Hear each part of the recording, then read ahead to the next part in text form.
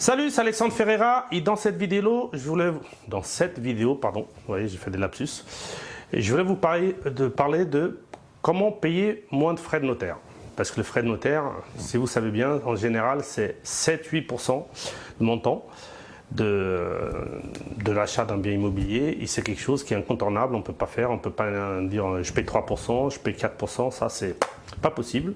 Mais par contre, il y a des petites astuces pour payer un petit peu moins de frais de notaire, par-ci par-là, qui ne sont pas négligeables et qui peuvent vous faire des économies. Donc, comme on disait, donc, en règle générale, c'est entre 7-8%. Maintenant, avant, c'était plutôt 7-7,5%. Maintenant, c'est plutôt 7,5-8%, parce que chaque fois qu'on change de gouvernement, on nous rajoute un petit peu de frais et tout ça.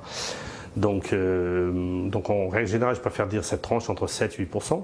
Par contre, donc il faut aussi avoir, il faut savoir une chose, ça c'est 7-8% pour les biens immobiliers à partir d'un certain prix. Parce que quand vous achetez un parking par exemple, des fois vous avez des parkings, tout dépend si c'est à Paris, c'est en province, mais par exemple à Paris, c'est des parkings autour de 20 000 euros. C'est pas 7-8% de 20 000 euros. Il y a un minimum à payer. Donc des fois, par exemple, je ne sais pas, je vais vous dire, sur un parking, c'est peut-être 2 500 euros, 3 000 euros. C'est sur 20 000, c'est 15%. Vous voyez, c'est pas 7-8%. Donc c'est 7-8% à partir d'un certain montant, parce qu'il y a un prix plancher que le notaire elle prend. Parce qu'il faut savoir, c'est quand un notaire va constituer une vente d'un parking, c'est quasiment le même travail que si c'est un studio, un appartement, deux pièces, tout ça. Donc, mais comme c'est au pourcentage, mais ils ont un prix plancher à laquelle ils ne descendent pas aussi ça. Donc, c'est 7-8%, il faut bien le retenir en tête, c'est par rapport à un prix normal, donc à partir, je crois que c'est à partir de 50 000 euros, 40 000 euros, je ne sais plus exactement. C'est 7-8%, mais en dessous, je crois, pour ne pas dire de bêtises, c'est pas 7-8%, c'est par rapport au prix plancher. Mais ça, le jour que vous choisirez un notaire, avant de signer, vous l'appelez, voilà, je vais acheter un parking ou un petit studio en province qui vaut 20 000 euros, 25 000 euros, tout ça, combien ça me coûte? Il va vous dire tout de suite. Donc vous voyez, ce ne sera pas 7-8%, ça sera un peu plus, mais tout ce qui est à partir de certains prix, c'est 7-8% en règle générale. Et le reste, après, c'est au prix plancher, mais ça, vous pouvez, et après, dès que vous allez faire un investissement, vous allez avoir les prix en tête exacts. Je ne me rappelle plus exactement à partir de quel prix que c'est. On laisse le prix plancher et qu'on passe au 7-8%.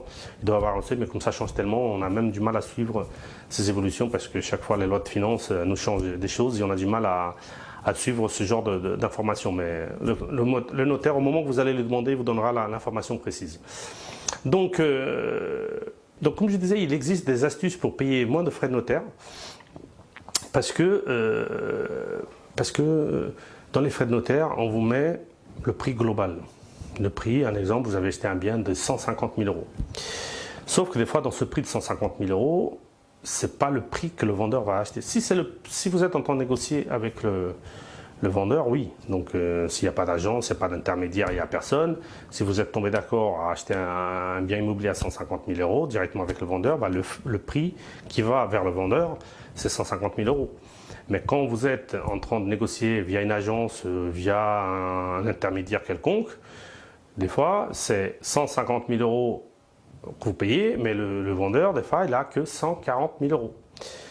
Et par contre, donc, si vous mettez 150 000 euros dans le prix de vente, c'est 7-8% par rapport à 150 000 euros. Mais si le vendeur, il a touché que 140 000 euros et que vous mettez que 140 000 euros dans le prix, chez le notaire, vous allez payer 7-8% sur 140 000. Donc, 7-8% sur 10 000 euros, c'est pas rien, mais ça fait un petit peu, ça fait 700-800 euros de moins que vous allez payer parce que ça sera dans votre poche. Et donc ça, c'est l'astuce la plus pratiquée. Ça s'appelle les frais d'agence. C'est-à-dire que les frais d'agence, on ne va pas l'englober, on ne va pas le mettre dans le prix global. On ne va pas le mettre dans le prix chez le notaire. On va le sortir le prix du prix qui va être chez le notaire.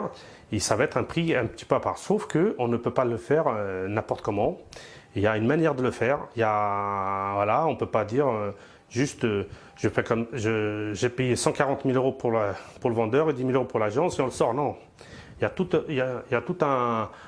toutes des astuces à faire qu'il faut faire en amont et tout ça. Je ne peux pas vous le parler comme ça vivement parce que des fois, On essaye de faire de manière à que des fois l'administration fiscale n'aime pas trop de la manière qu'on le fait, tout ça. Donc c'est pour ça que je ne veux pas parler ici ouvertement de tout ça. Donc ça sera dans la vidéo de la formation offerte, quelques petites astuces par rapport à ça. Mais sachez-le qu'il y a des astuces pour sortir les frais d'agence du prix à laquelle vous allez, ça vous évitera de payer 7-8% du prix du montant du prix d'achat, et à laquelle ça vous fera toujours ça d'économie. Encore une fois, comme je dis chaque fois, chaque étape est importante et chaque étape, il faut la voir dans le moindre détail. Dans le moindre détail, chaque chose qu'on négocie, chaque chose comme ça, c'est de l'argent économisé. Bon, l'exemple, 7-8% de 10 000 euros, c'est 700-800 euros, c'est ça dans votre poche. Donc c'est ça qui va améliorer votre renta. Vous allez payer dans le global de tout, donc le prix du bien plus tous les frais à côté, 700-800 euros de moins. C'est mieux qu'il soit dans votre poche que dans les poches de l'État. Bon. L'administration fiscale ne va pas trop aimer qu'on dise ce genre de choses, mais c'est la vérité. Donc ça, c'est une des choses où on peut économiser des frais de notaire. Et vous en avez aussi une autre un peu moins importante à niveau du prix. C'est entre un compromis et une promesse.